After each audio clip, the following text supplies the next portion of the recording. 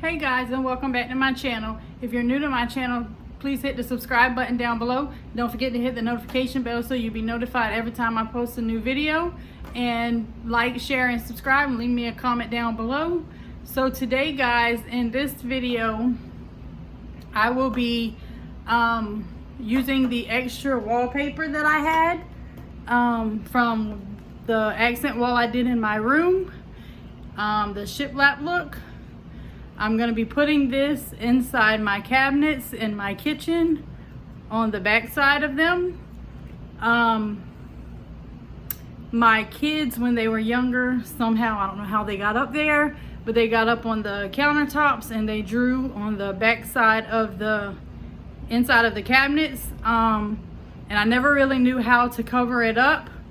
So I just left it because the cabinets are always closed and nobody ever looks in it.